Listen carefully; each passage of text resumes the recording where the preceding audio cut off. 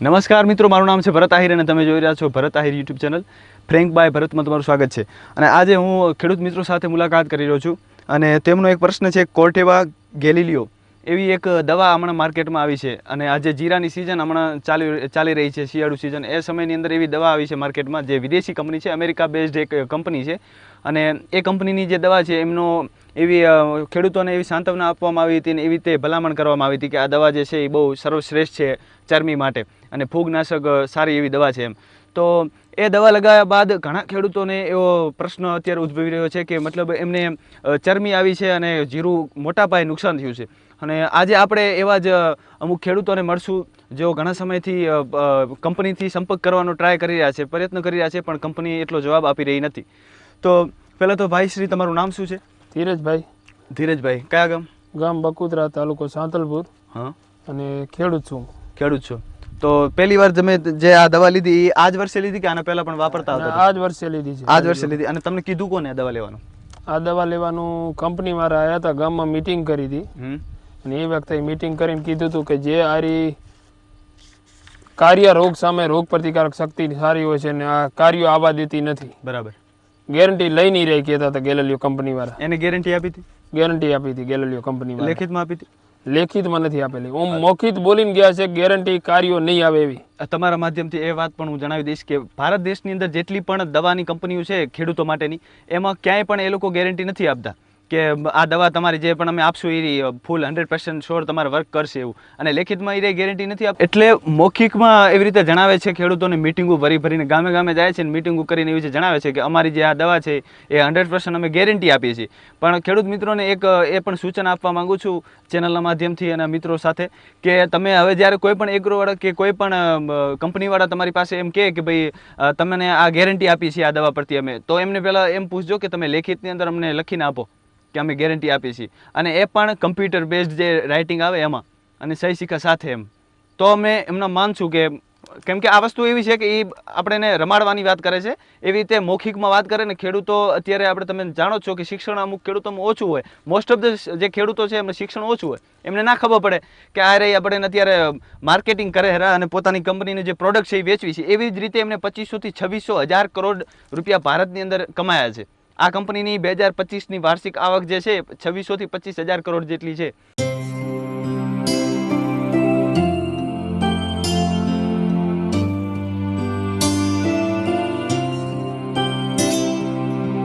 અને ધીરાભાઈ, તમારું નામ ધીરાભાઈ છે. ધીરાભાઈ, તમે જ્યારે આ દવા લીધી ત્યારે કંપનીવાળાએ પહેલાં શું કીધું હતું કે કેવી રીતે મતલબ આ દવાનો ઉપયોગ કરવાનો? બધું આ દવાના ઉપયોગ કરવાને એમને 4 ડોઝ કીધા હતા. 4 ડોઝ અમે વાપર્યા છે કમ્પ્લીટ.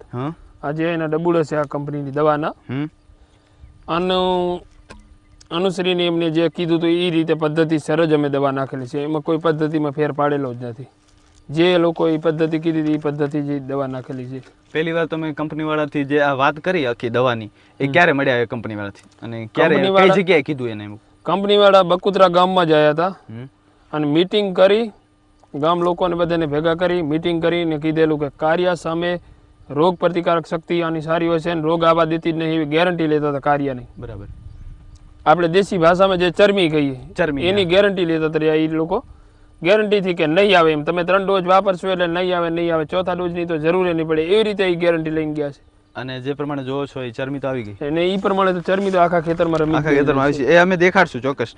અને બીજું, દવા છાંટવામાં કેટલા સમયમાં ખરાબી દેખાવા લાગી હતી? દવા બીજો અને ત્રીજો ડોઝ અમે ચાલુ કરવાના હતા એના મોરથી જ ખરાબી ચાલુ થઈ ગઈ હતી. અત્યારે તમને શું હતું કે જે દવા છાંટી એના કારણે સીક થઈ જશે એવું? ના, ટકા થયા હતા. જે પહેલા થોડા ટકા થયા હતા. એમની એક મોનોસ્પ્રાઇડ કરીને એક આના ભેગી દવા જે ગેલેલિયો કંપનીની છે એ પણ ભેગી નાખેલી કે એ જે સ્પ્રાઇડ કરીને હતી ગેલેલિયો કંપનીની દવા જે ટકા થયા હોય એના ભેગી નાખવાની હતી. અને એ રીતે અમે એ પણ દવા નાખી લીધી. એના સ્ટીકરને જે ટકા હતા એમાં નાખજો, ભેગીને વારે ગેલેલિયો નાખજો. 4 ડોઝ અમે એના કમ્પ્લીટ કર્યા પણ તોય જીરું જેવું નહીં, બગડી ગયું. અને જે એક ખેતરમાં મેં કોઈ પણ દવા નથી નાખેલી એમાં કમ્પ્લીટ જીરું ઊભું છે. એટલે એમાં તફાવત તો છે જ એમ ને કે તફાવત છે જ. દવા નાખી એનાથી જ બગડ્યું 100%. અમે તો એ જ કહેવા માંગી કે દવા નાખી એમાંથી જ બગડ્યું. ને ક્યારે અમારા બાપ દાદા જીરું કરતા હોય બગડ્યું નથી આવું. કંપની સાથે સંપર્ક કર્યો તમે?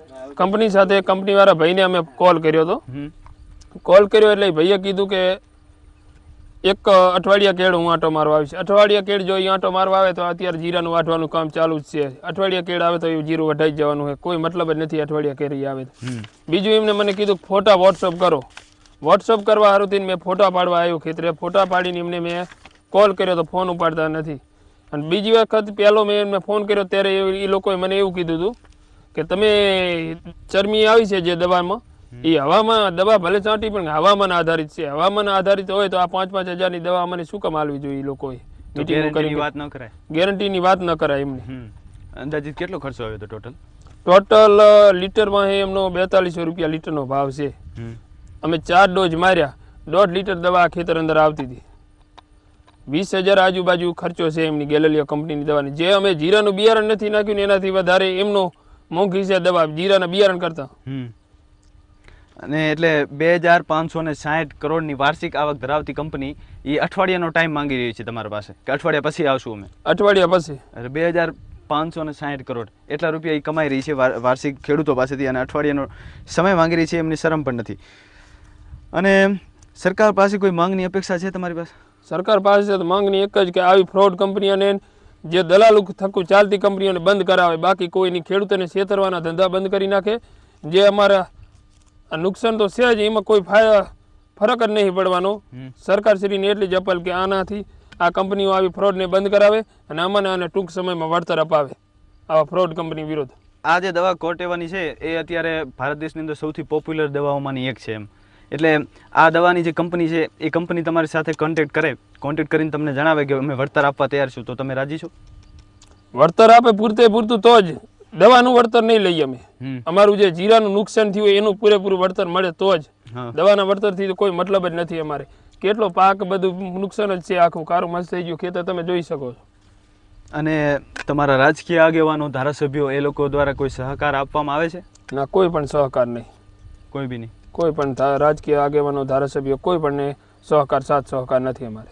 તો એ બધા શું કરવા છે? એ બધા કોઈ ખેડૂતનો સાંભળવા માટે કહેવા માટે તૈયાર જ નથી ને. એક પ્રશ્ન બીજો પણ આવ્યો હતો. એક જ વ્યક્તિના કહેવાથી જ્યારે એક જ દવા વારંવાર વાપરવામાં આવે છે ત્યારે પણ આવી બધી પ્રોબ્લેમ થાય છે. માર્કેટની અંદર એઝિક્સ્ટોર્બિન, મેન્કોઝેબ, પ્રોપિકોન્ઝોલ એવી દવાઓ પણ આવે છે આની જગ્યાએ એમ. એવી દવાઓ કેમ વાપરવામાં નથી આવતી? આને ગેરંટી લીધી હતી, જે ગામમાં આવીને ગેરંટી લઈને કીધું હતું કે ગેરંટીથી કાર્યો કે ચરમી નહીં આવવા દે, એવી ગેરંટી લીધી. 4 ડોઝ વાપરશો એટલે ગેરંટી છે. બીજી ગેરંટી અને મોંઘી દવા છે કે આપણે તો ગેરંટી ને જોઈ, મોંઘીને કોઈ જોવા માંગતા નહીં. પણ ગેરંટી આપવામાં, હા, દવા મોંઘી હતી પણ ગેરંટી આપતા હતા, તેમાં જ આ લીધી અમે. ટોટલ આપણે જે આખું ચોરાડ પંથક છે એમાંથી ટોટલ કેટલા ખેડૂતો નુકસાન થયું છે અંદાજે? કોઈ એવા ખેડૂત બાકી જ નહીં હોય. બધા ગામો એક એવા ખેડૂત નહીં હોય જે ગેલેલિયો લીધા. બીજું એનું એક ફ્રોડ છે જે આર્યો ક્યુઆર કોડ છે. આ ક્યુઆર કોડ કરાવીને સ્કેન કરાવીને સ્ક્રેચ કરીને એ નામે પણ એમને લૂંટ્યા છે. સ્કોર ક્રેચ કરો અને તમને ઇનામ લાગશે, આવી ઓફરો લાવીને ખેડૂતોને લૂંટેલા છે આ કંપની. ઇનામ મળતું નથી. ઇનામ જેને મળ્યું હોય છે એને ખબર, આપણને તો કોઈ આપ્યું નહીં. અમને એવું કીધું હતું ટોચ મળશે આમાં, એ પણ કોઈ વસ્તુ કોઈ ખેડૂતોને મળેલી નથી. બકુતરા ગામના એક વ્યક્તિને ઇનામ મળેલું, જે વ્યક્તિને મળેલું હોય છે એ આપણે કોઈ જાણ નથી કઈ રીતે એને ઇનામ મળ્યું હોય. બાકી કોઈ વ્યક્તિને ઇનામ આલ્યા નથી એ કંપની. તો બીજા ખેડૂતો જે છે સાથી મિત્રો તમારા, એમને ભવિષ્ય માટે કોઈ સંદેશ આપવા માંગશો આ ગેલેલિયોને લગતો? હા, એક જ સંદેશ છે ભવિષ્યમાં આ ખેડૂતોને કે આવી કોઈ ફ્રોડ કંપનીની દવાઓ વાપરશો નહીં. લેખિત લીધા વગર કોઈની દવા ના વાપરો. તમે કીધું ને કે લેખિત લેવું, લેખિત ને મૌખિકમાં 2 ગેરંટી વિડીયો ઉતારીને જ હવે લઈશું દવા. આવી ફ્રોડ દવા નહીં લે, કારણ કે અમારે તો આના ઉપર જ છે. હા, એ તો. અને આના ઉપર જ અમે નભી ખાઈ છીએ. બીજું તો અમારે આનાથી ઉદ્ધાર આગળ કાંઈ નથી.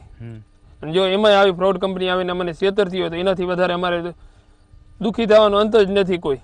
અને એક વસ્તુ છે કે જે ઘણી જગ્યાએ તો રાજકીય નેતાઓ સહકાર આપે જ છે, પણ અહીંયા આપણે આ વિસ્તારની અંદર જોઈએ તો ગમે તે પરિસ્થિતિ હોય એમાં આપણે જે ખેડૂતો છે એ એકલા જ લડી રહ્યા હોય છે. એટલે થોડુંક એ પણ જોવાની જરૂર છે એમ કે આગેવાનોને થોડુંક આગળ આવવાની જરૂર છે એમ, પાછળ બેઠા હોય. બાકી આ ગેલેલિયો જે પ્રોડક્ટ છે એમના વિશે વાત કરશું તો જે ગેલેલિયો પ્રોડક્ટ છે તમને પહેલાં જ વાત કરીએ 2560 કરોડ રૂપિયા વાર્ષિક એમની આવક છે, 2560 કરોડ રૂપિયા, તમે વિચાર કરો કેટલા રૂપિયા થયા એ. એટલી મોટી આવક છે અને એટલા બધા લૂંટે છે ખેડૂતોને. છતાં પણ અત્યારે એ લોકો એમ કહી રહ્યા છે કે અમે અઠવાડિયા પછી આવશું પ્રોડક્ટ તમારી જોવા અને તમારું જે જીરું છે કેટલું બગાડ છે એ જોવા માટે. તો એ ધારે તો અત્યારે પણ આવી શકે, આ જ ક્ષણે 1 કલાક પછી રોહિત જો ધારે તો અહીંયા આવી શકે, છતાં પણ નથી આવતા. કારણ કે એ લોકોને મનમાં એવું છે કે ખેડૂતો દબાઈ જશે, અથવા અમુક લોકો એવું વિચારશે કોઈકના કહેવાથી કે માંડીવાળોને આવું બધું નથી કરવું એમ, અને એના કારણે બધું જવા દેશે. તો આ એક કોઈકના બિઝનેસ કે એના ઉપર આપણે રોટલો રોડવાની વાત નથી, પણ જે હજારો ખેડૂતો આવા જીરો કરીને બેઠા હોય છે એમને કેટલું નુકસાન થયું છે ને એ પણ તમારે સમજવાની જરૂર છે. પોતાનું જ વિચારીને તમે જો ના પાડી દેતા હોય તો એ ખોટી વાત છે. અને આશા રાખું છું કે કંપની કંઈક સહયોગ કરે અને જે રાધનપુરના ધારાસભ્યો હોય કે રાધનપુરના કોઈ પણ આગેવાનો હોય, કોંગ્રેસ, ભાજપ કે આમ આદમી પાર્ટી, કોઈ બી પાર્ટી હોય, બધાને સાથે મળીને ખેડૂતોનો સપોર્ટ કરવો જોઈએ. બાકી ધૂળ પડી તમારી રાજકીય કારકિર્દી પર. ધન્યવાદ.